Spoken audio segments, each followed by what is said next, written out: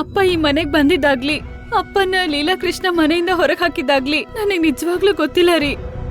ಆದ್ರೆ ಲೀಲಾಕೃಷ್ಣ ಅವರು ಅಪ್ಪನ ಅಷ್ಟೆಲ್ಲ ಅವಮಾನ ಮಾಡಿದ್ರು, ನಾನ್ ಒಂದ್ ಮಾತು ಮಾತಾಡಿಲ್ಲ ಅಂತ ಅಮ್ಮಂಗೆ ಅಜ್ಜಿಗೆ ಕೋಪ ಬಂದಿದೆ.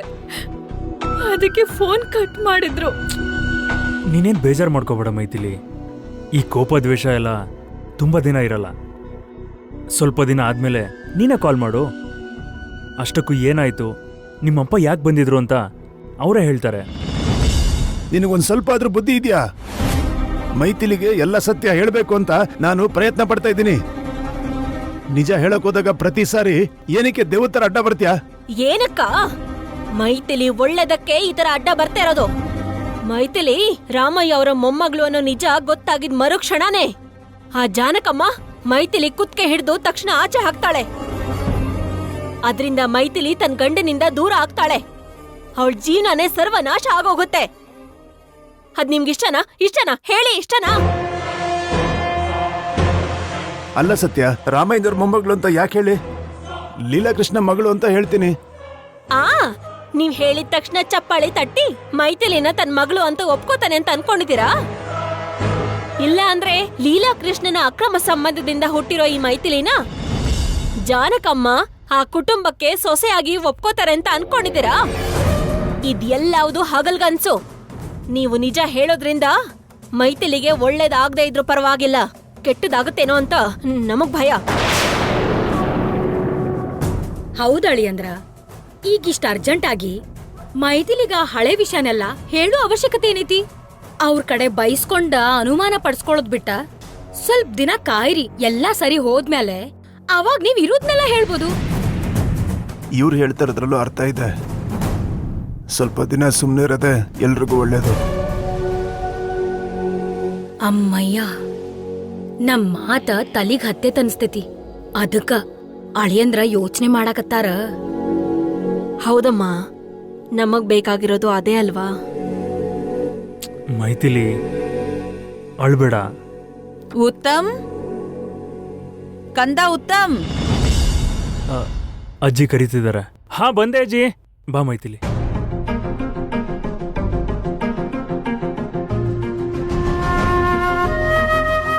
ಏನಜ್ಜಿ ಕರೆದ್ರಿ?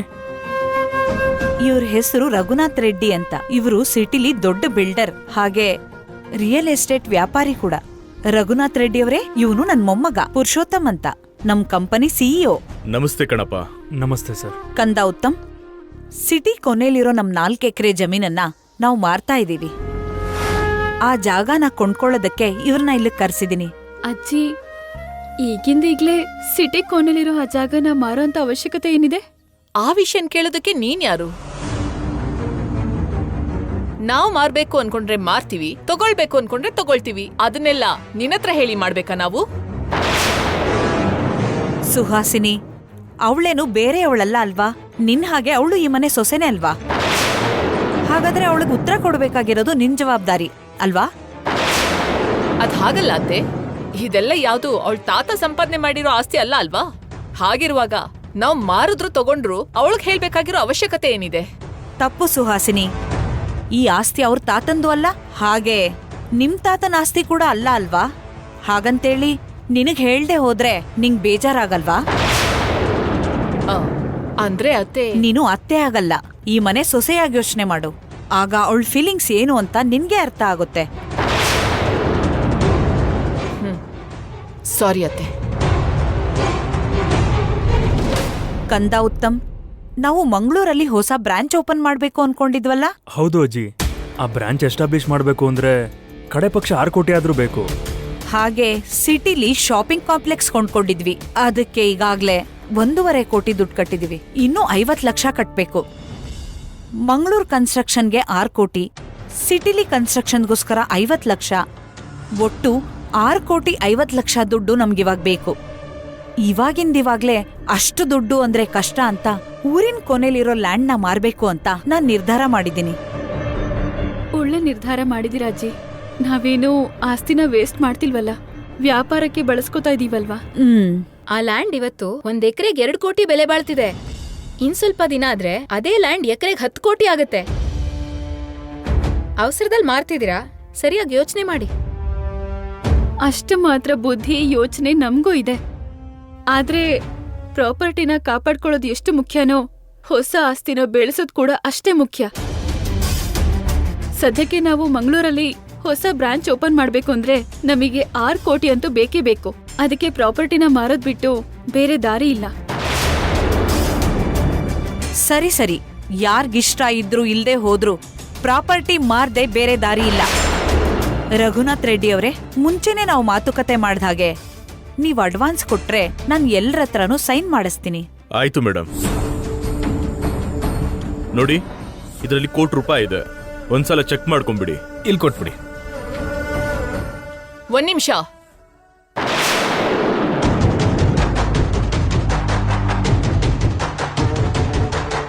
ಪ್ರತಿಯೊಂದಕ್ಕೂ ಮನೆ ಯಜಮಾನನ್ ಹಾಗೆ ನೀನ್ ಯಾಕೆ ಬರ್ತಿದ್ಯಾ ಅಣ್ಣ? ನೀನು ಈ ಮನೆ ಅಳಿಯ ಮಾತ್ರ. ಆ ವಿಷಯನ ಮರ್ತೋದ್ಯಾ ಹೇಗೆ?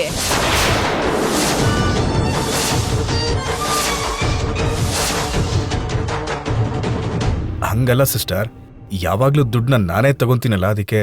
ಇಲ್ಲಿವರೆಗೂ ನೀನೇ ತಗೊಳ್ತಾ ಇದ್ದೆ, ಆದ್ರೆ ಇನ್ ಮುಂದಕ್ಕೆ ನನ್ ಮಗ ತಗೊಳ್ತಾನೆ.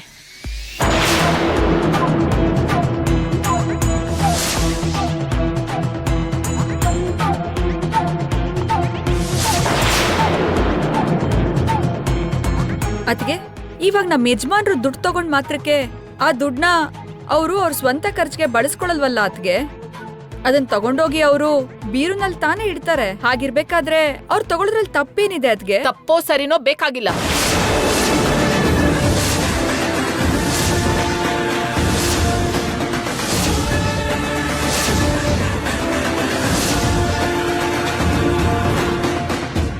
ಈ ಮನೆಗೆ ವಾರಸ್ದಾರ ನನ್ನ ಮಗ. ಅವನಿರುವಾಗ ಈ ಮನೆ ಅಳಿಯ ದುಡ್ಡನ್ನ ಯಾಕೆ ತಗೊಳ್ಬೇಕು ಅಂತ. ಅಷ್ಟಕ್ಕೂ ಈ ಮನೆ ಅಳಿಯಂಗೆ ಯಜಮಾನಿಕೆನ ಯಾರು ಕೊಟ್ಟಿದ್ದು? ಉತ್ತಮ್, ಆ ದುಡ್ಡನ್ನ ನೀನ್ ತಗೋ. ಅಮ್ಮ, ದುಡ್ಡು ಇವಾಗ ಯಾರು ತಗೊಂಡ್ರೇನಮ್ಮ? ಅಷ್ಟಕ್ಕೂ ಮಾವ ಏನು ಹೊರಗಿನವ್ರಲ್ವಲ್ಲ. ನೀನ್ ಬಾಯಿ ಮುಚ್ಕೊಂಡು ಹೇಳಿದ್ದನ್ ಮಾಡು ಉತ್ತಮ್. ಅಮ್ಮ, ಅದ್ಗೆ ಬೇಕು ಅಂತಾನೆ ನಮ್ಮ ಯಜಮಾನರನ್ನ ಅವಮಾನಿಸ್ತಾ ಇದ್ದಾರೆ. ನಮ್ಮಲ್ಲಿ ಮನಸ್ತಾಪಗಳು ಬಂದ್ರೆ ಇಷ್ಟೆಲ್ಲ ಅವಮಾನ ಮಾಡ್ಬೇಕಾ? ಅವ್ರನ್ನ ಇಷ್ಟು ಕೀಳಾಗಿ ಯಾರಾದ್ರೂ ನೋಡಿದ್ರೆ ಅವ್ರನ್ನ ಕಟ್ಕೊಂಡಿರೋ ಹೆಂಡತಿಯಾಗಿ ನಾನ್ ಮಾತ್ರ ಅವ್ರನ್ನ ಕ್ಷಮಿಸಲ್ಲ. ಸುಹಾಸಿನಿ, ಏನಿದು ಕೆಲ್ಸಕ್ ಬರ್ದೇ ಇರೋ ಜಗಳ? ಅಳಿಯಂದ್ರಿಗೆ ದುಡ್ಡು ತಗೊಳಕ್ ಹೇಳಿದ್ದು ನಾನೇ. ಇಷ್ಟಕ್ಕೂ ನೀನ್ ಯಾಕೆ ಅಡ್ಡ ಬರ್ತಾ ಇದ್ಯಾ? ಅಲ್ಲ, ಅಣ್ಣ ಯಾಕೆ ತಗೊಳ್ಬೇಕು ಅಂತ ಅತ್ತೆ? ಇಷ್ಟು ದುಡ್ಡನ್ನ ತಗೊಳ್ಳೋದಕ್ಕೋಸ್ಕರ ನನ್ ಮಗ ಇಲ್ವಾ ಅಥವಾ ನಾನಿಲ್ವಾ? ಯಾರ್ಯಾರ ನೆಲೆಯಲ್ಲಿ ಇಡ್ಬೇಕು ಅಲ್ಲಿಟ್ಟಿದ್ರೆ ಇವತ್ತು ಈ ಪ್ರಾಬ್ಲಮ್ ಬರ್ತಾನೆ ಇರ್ಲಿಲ್ಲ. ಯಾರ್ದೋ ದುಡ್ಡು ಎಲ್ಲಮ್ಮನ್ ಜಾತ್ರೆ ಅನ್ನೋ ಹಾಗೆ ಆಸ್ತಿ ಏನೋ ನಮ್ದು, ಯಜಮಾನಿಕೆ ನೋಡಿದ್ರೆ ಅಣ್ಣಂದು.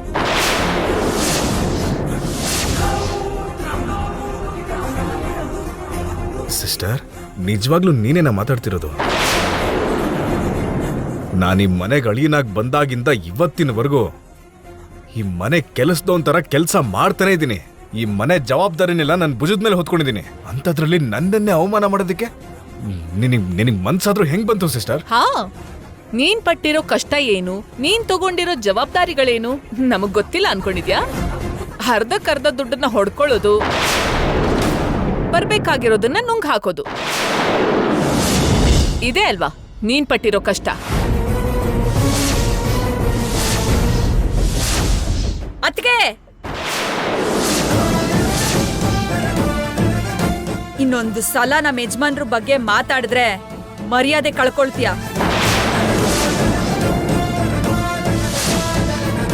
ಅಮ್ಮ, ಅಮ್ಮ, ನಾನಿಲ್ಲಿರೋದು ಇಷ್ಟ ಇಲ್ಲ ಅಂದ್ರೆ ಈಗ್ಲೇ ಹೇಳಿ. ನಾನು ನಮ್ಮ ಯಜಮಾನ್ರು ಮನೆ ಬಿಟ್ಟು ಹೊರಟೋಗ್ತೀವಿ.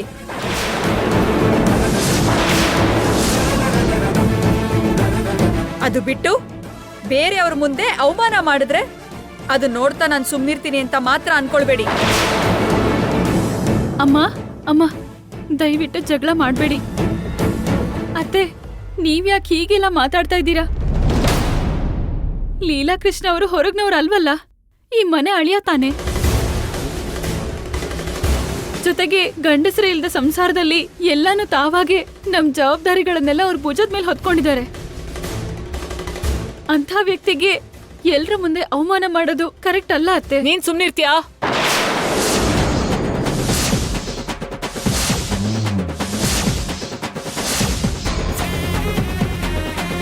ನನಗೆ ಬುದ್ಧಿ ಹೇಳೋಷ್ಟು ದೊಡ್ಡೋಳಾಗೋದ್ಯಾ ನೀನು? ಅದ್ ಹಾಗಲ್ಲ ಅತ್ತೆ. ಇಲ್ಲಿವರೆಗೂ ಒಂದು ಲೆಕ್ಕ, ಇನ್ನು ಮುಂದೆ ಇನ್ನೊಂದು ಲೆಕ್ಕ. ನನ್ ಮಗನ್ನ ಬೇಡ ಅಂದು ಈ ಮನೆ ಯಜಮಾನಿಕೆನ ಯಾರ್ಗೆ ಕೊಟ್ರು ನಾನು ನನ್ ತವ್ರ ಮನೆಗೆ ಹೋಗ್ಬೇಕಾಗತ್ತೆ.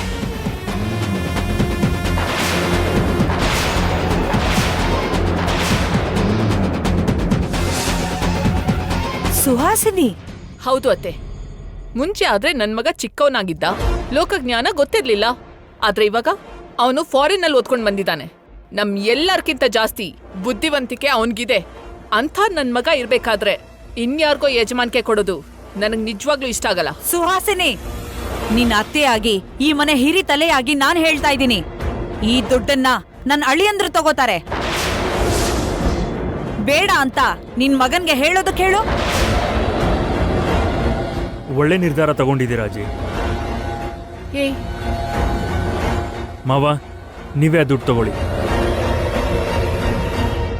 ಸಿಸ್ಟರ್, ಎಣ್ಣಂಗೆ ಗುಂಡಿ ತೋಡಕ್ ನೋಡ್ತಾ ಇದ್ಯಾ? ಇಲ್ಲಿವರೆಗೂ ನೀನ್ ನನ್ ಸ್ವಂತ ತಂಗಿ ಅಂತ, ಇವನು ನನ್ ಸ್ವಂತ ಅಳಿಯ ಅಂತ ಫೀಲ್ ಆಗ್ತಾ ಇದ್ದೆ. ಯಾವಾಗ ನೀನ್ ಎಲ್ರ ಮುಂದೆ ನನಗೆ ಅವಮಾನ ಮಾಡಿದ್ಯೋ ಅವಾಗ್ಲೇ ಡಿಸೈಡ್ ಮಾಡ್ಕೊಂಡೆ ನೀನ್ ನನ್ ತಂಗಿ ಅಲ್ಲ ಅಂತ. ನಿನಗ್ ನಾನು ಯಾವ ಸಹಾಯನೂ ಮಾಡಬಾರ್ದು ಅಂತ. ಇನ್ಮೇಲೆ ಎಲ್ಲಾರು ಇದ್ರೂ ಕೂಡ ನೀನು ಒಂಟಿ ಆಗ್ತೀಯ. ನಿನ್ನ ಮಗ ಒಂಟಿ ಆಗ್ತಾನೆ. ಅಳಿಯಂದ್ರೆ ತಗೊಳ್ಳಿ. ಸರಿ ಅತ್ತೆ.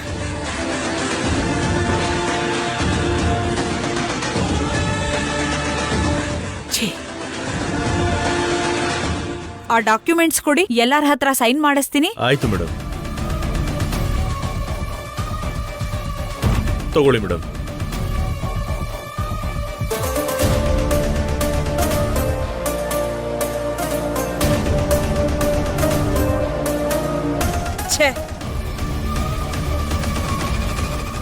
ನೋಡಿದ್ರ ಶುಭಪ್ರಭಾ ಆಂಟಿ ಎಷ್ಟ್ ಕೋಪ ಮಾಡ್ಕೊಂಡು ಹೋಗ್ತಾ ಇದಾರೆ. ಮತ್ತೆ ಅವಳ ಗಂಡನ್ಗೆ ಅವಮಾನ ಮಾಡಿದ್ರೆ ಹೆಂಡ್ತಿಯಾಗಿ ಅವಳು ಕೋಪ ಬರೋದು ಸಹಜಾನೇ ಅಲ್ವಾ? ಸೈನ್ ಮಾಡಿ.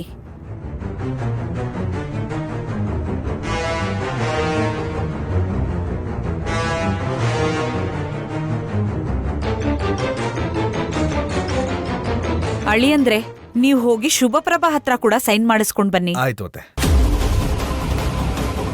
ಲೀಲಾ ಕೃಷ್ಣ, ನೀನ್ ತುಂಬಾ ಲಕ್ಕಿ ಕಣೋ. ನೀನ್ ಹೆಂಡತಿ ಕೈಯಲ್ಲಿ ಈ ಆಸ್ತಿ ಪೇಪರ್ಗೆ ಸೈನ್ ಮಾಡಿಸ್ತಾ ಡಿವೋರ್ಸ್ ಪೇಪರ್ ಮೇಲೂ ಸೈನ್ ಮಾಡಿಸ್ಬೋದು. ಹಾಗೇನೆ ಅವಳ ಆಸ್ತಿ ಪೇಪರ್ ಮೇಲೂ ಕೂಡ ಅವಳು ಸೈನ್ ತಗೋಬಹುದು. ಆಮೇಲೆ ಹ್ಯಾಪಿಯಾಗಿ ಅವಳಿಗೆ ಡಿವೋರ್ಸ್ ಕೊಟ್ಟು ನನ್ ಡಾರ್ಲಿಂಗ್ ಸ್ವಾತಿ ಜೊತೆ ಓಡೋಗ್ಬೋದು.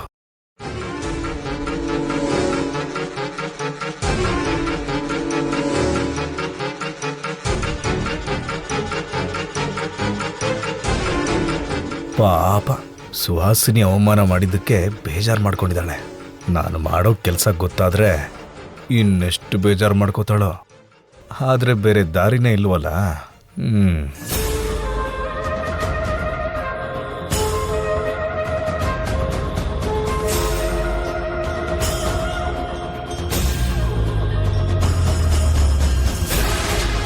ಲೀಲಾ ಕೃಷ್ಣ ಅವರು ಕಬೋರ್ಡ್ ಹತ್ರ ಏನ್ ಮಾಡ್ತಾ ಇದ್ದಾರೆ?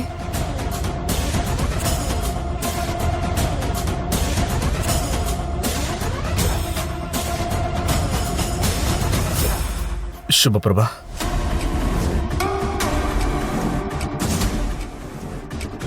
ಬೇಜಾರು ಮಾಡ್ಕೋಬೇಡ ಕಣೆ. ನೀನ್ ಈ ತರ ಅಳ್ತಾ ಇದ್ರೆ ನನಗೂ ಅಳು ಬಂದ್ಬಿಡುತ್ತೆ. ಏನ್ ಮಾಡ್ಲಿರಿ, ಎಲ್ಲ ನನ್ನ ಹಣೆ ಬರ. ನಮ್ ಮದ್ವೆ ಆದ್ಮೇಲೆ ನಾನು ತವ್ರ ಮನೇಲಿ ಇರ್ದೆ ಅತ್ತೆ ಮನೇಲಿ ಇದ್ದಿದ್ರೆ ಇವತ್ತು ನಮ್ಗೆ ಈ ರೀತಿ ಅವಮಾನ ಆಗ್ತಾ ಇರ್ಲಿಲ್ಲ. ನೀವ್ ಯಾವುದೇ ವ್ಯಾಪಾರ ಉದ್ಯೋಗ ಮಾಡದೇ ಇರೋದ್ರಿಂದ ನಮ್ಮಮ್ಮ ಮನೆ ಅಳಿಯನಾಗಿ ಕರ್ಕೊಂಡ್ ಬಂದ್ರು. ಹಾಗಾಗಿ ಮನೆಯಲ್ಲಿ ಎಲ್ರಿಗೂ ಚೀಪ್ ಆಗ್ಬಿಟ್ರಿ.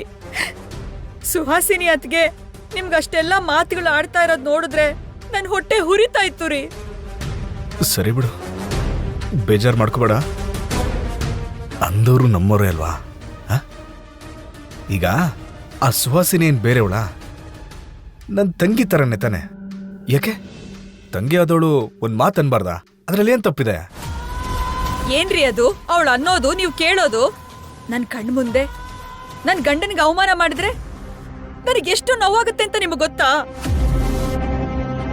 ನಿನ್ ನೋವು ನನ್ಗೆ ಅರ್ಥ ಆಗತ್ತೆ ಕಣೆ. ನೋಡು, ಅನ್ನಿಸ್ಕೊಂಡವನು ಯಾವತ್ತೂ ಕೆಟ್ಟವನಾಗಲ್ಲ. ಅವಳನ್ನ ಮಾತಂದಿದ್ ಮಾತ್ರಕ್ಕೆ ನಾವೇನ್ ಶತ್ರುಗಳಾಗಲ್ವಲ್ಲ. ನೋಡು, ಆಗಿದ್ದನ್ನೆಲ್ಲ ಮರ್ತು ಬಿಡು. ಈ ಪೇಪರ್ಸ್ ಮೇಲೆ ಸೈನ್ ಅಂತೆ ಮಾಡ್ಕೊಟ್ಬಿಡು. ನಾನ್ ಮಾಡಲ್ಲ ರೀ. ನನ್ ಗಂಡ ನಾನು ಈ ಮನೆ ಕೆಲ್ಸಕ್ಕೆ ಬರಲ್ಲ ಅಂದ್ಮೇಲೆ ನಾನು ಅದ್ರ ಮೇಲೆ ಸೈನ್ ಮಾಡಲ್ಲ. ನಾನ್ ಮಾಡಲ್ಲ ಅಂತ ಈಗ್ಲೇ ಹೋಗಿ ಹೇಳಿ. ಅಯ್ಯೋ ದೇವ್ರೆ, ನೀನ್ ಸೈನ್ ಮಾಡ್ಲಿಲ್ಲ ಅಂದ್ರೆ ನನಗ್ ಡ್ರೈವರ್ಸ್ ಹೆಂಗೆ ಸಿಗುತ್ತೆ? ನಿನ್ ಹೆಸರಲ್ಲಿರೋ ಆಸ್ತಿ ನನ್ನ ಹೆಸರಿಗೆ ಹೆಂಗೆ ಬರುತ್ತೆ? ಯಾಕೆ ಬಂಗಾರ ಹಂಗೆಲ್ಲ ಮಾತಾಡ್ತೀಯ? ನೀನ್ ಸೈನ್ ಮಾಡ್ಲಿಲ್ಲ ಅಂತಂದ್ರೆ ಪಾಪ ಅತ್ತೆ ಎಷ್ಟು ಬೇಜಾರ್ ಮಾಡ್ಕೊಂತಾರೆ ಗೊತ್ತಾ? ಅವ್ರ ಮರ್ಯಾದೆ ಹೋದ್ರೆ ನಮ್ಮ ಮರ್ಯಾದೆನೂ ಹೋದಂಗೆ ಅಲ್ವಾ? ಅದು ಅಲ್ದೆ ನನಗೆ ಅವಮಾನ ಮಾಡಿದ್ದು ಸುಹಾಸಿನಿ ತಾನೆ, ಅತ್ತೆ ಅವ್ರಲ್ವಲ್ಲ. ನೋಡು, ಇವಾಗ ನೀನ್ ಸೈನ್ ಮಾಡ್ಲಿಲ್ಲ ಅಂತಂದ್ರೆ ಪಾಪ ಅವ್ರು ಬೇಜಾರ್ ಮಾಡ್ಕೋತಾರೆ. ಅವ್ರ ಮುಖ ನೋಡಾದ್ರೂ ಸೈನ್ ಮಾಡು ಬಂಗಾರ. ಹಾಗೆ ಹೇಳಿದ್ರೆ ಹೀಗೆ, ಹೀಗೆ ಹೇಳಿದ್ರೆ ಹಾಗೆ, ಮಾತಲ್ಲೇ ಮೋಡಿ ಮಾಡ್ತೀರಾ. ಸರಿ ಕೊಡಿ, ಸೈನ್ ಮಾಡ್ತೀನಿ. ಒಂದ್ ನಿಮಿಷ ತಗೋ, ಇಲ್ಲಿ ಸೈನ್ ಮಾಡು.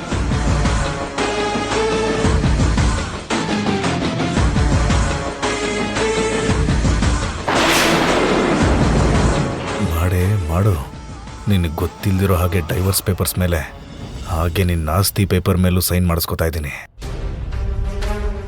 ನಾಳೆಯಿಂದ ನಾನು ಫ್ರೀ ಬರ್ಡು.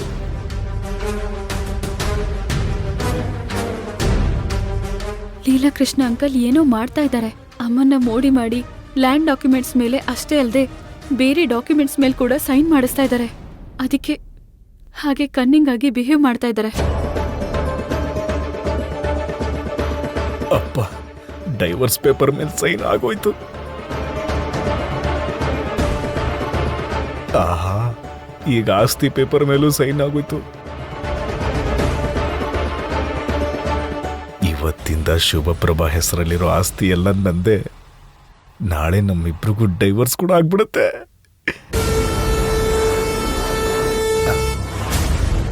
ಇಲ್ಕೊಡು. ಇದ್ರಲ್ಲಿ ಅನುಮಾನನೇ ಇಲ್ಲ. ಲೀಲಾಕೃಷ್ಣ ಅವರು ಅಮ್ಮನ ಹತ್ರ ಸೈನ್ ಮಾಡಿಸಿ ಚೀಟ್ ಮಾಡ್ತಾ ಇದ್ದಾರೆ. ಅದೇನು ಅಂತ ತಕ್ಷಣನೇ ತಿಳ್ಕೊಬೇಕು. ಸೈನ್ ಎಲ್ಲ ಮಾಡಾಗಿದೆ, ತಗೊಂಡೋಗಿ ಕೊಟ್ಬಿಡಿ. ನೋಡು, ಅವ್ರೇನೋ ಹೇಳಿದ್ರು ಅಂತ ನೀನ್ ಬೇಜಾರ್ ಮಾಡ್ಕೋಬೇಡ. ನಿನ್ ಈ ತರ ನೋಡ್ತಾ ಇದ್ರೆ ನನಗೂ ತುಂಬಾ ಬೇಜಾರಾಗುತ್ತೆ. ನಾನೇನು ಬೇಜಾರ್ ಮಾಡ್ಕೊಂಡಿಲ್ಲ, ತಗೊಂಡು ಹೋಗಿ ಕೊಡಿ. ಸರಿ, ಹುಷಾರು, ರೆಸ್ಟ್ ತಗೋ.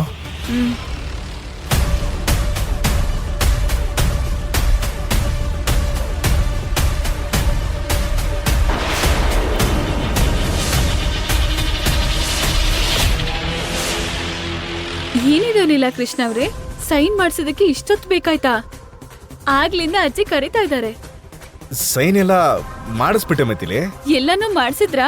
ಇಲ್ಲ ಬ್ಯಾಲೆನ್ಸ್ ಏನಾದ್ರೂ ಇದೆಯಾ? ಇಲ್ಲಿ ಒಂದ್ಸಲ ನೋಡ್ತೀನಿ. ಇದೇನ್ ಮೈತಿಲಿ, ತಗೊಂಡ್ಬಿಟ್ಟೆ? ಅಜ್ಜಿ ಹತ್ರ ಕೊಡೋದಕ್ಕೆ ನೀವ್ ಕೊಟ್ರೆ ಏನು, ನಾನ್ ಕೊಟ್ರೆ ಏನು? ನಾನೇ ಕೊಡ್ತೀನಿ ಬಿಡಿ. ಮೈತಿಲಿ ಮೈತಿಲಿ ಮೈತಿಲಿ.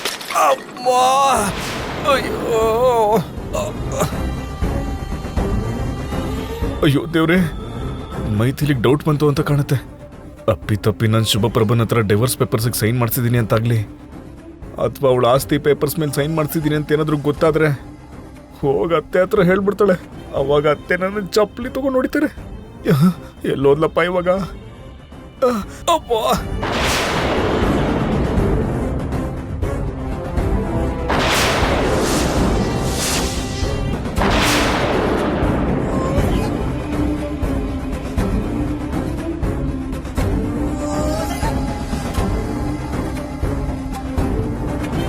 ನನ್ನ ಅನುಮಾನ ನಿಜ ಅಂತಾಯ್ತು.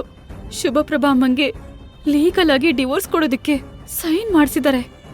ಹಾಗೆ ಶುಭಪ್ರಭಾ ಅಮ್ಮ ಹೆಸರಲ್ಲಿರೋ ಆಸ್ತಿನೆಲ್ಲ ತಮ್ಮ ಹೆಸರಿಗೆ ಬರ್ಕೊಂಡಿದ್ದಾರೆ. ಎಂಥ ದುಷ್ಟ! ಏನೇ ಆದ್ರೂ ನಿಮ್ಮನ್ನ ಸುಮ್ಮನೆ ಬಿಡಬಾರ್ದು. ಅಜ್ಜಿಗೆ ಹೇಳಿ ಚಪ್ಪಲಿ ಏಟ್ ಹೊಡಿಸ್ಬೇಕು. ಮೈಥಿಲಿ, ಅಮ್ಮ ಮೈಥಿಲಿ.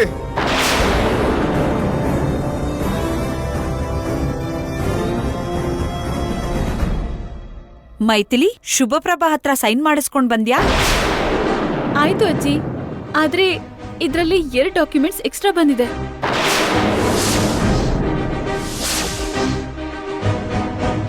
ಅಯ್ಯೋ ದೇವ್ರೆ, ಹಂಗಾದ್ರೆ ನಾನು ಸೈನ್ ಮಾಡ್ಸಕ್ ಇಟ್ಟಿದ್ದ ಡಾಕ್ಯುಮೆಂಟ್ಸ್ನ ಮೈಥಿಲಿ ನೋಡಿದಳೆ ಅಂತಾಯ್ತು. ಸತ್ತೆ ನಾನು. ವಾಟ್? 2 ಡಾಕ್ಯುಮೆಂಟ್ಸ್ ಎಕ್ಸ್ಟ್ರಾ ಇದೆ ಅಂದ್ರೇನು? ಏನೋ ರೀ, 2 ಡಾಕ್ಯುಮೆಂಟ್ಸ್ ಎಕ್ಸ್ಟ್ರಾ ಬಂದಿದೆ. ಇದ್ರಲ್ಲಿ ಬರೀ ಶುಭಪ್ರಭಾಮನ್ ಸೈನ್ ಮಾತ್ರ ಇದೆ.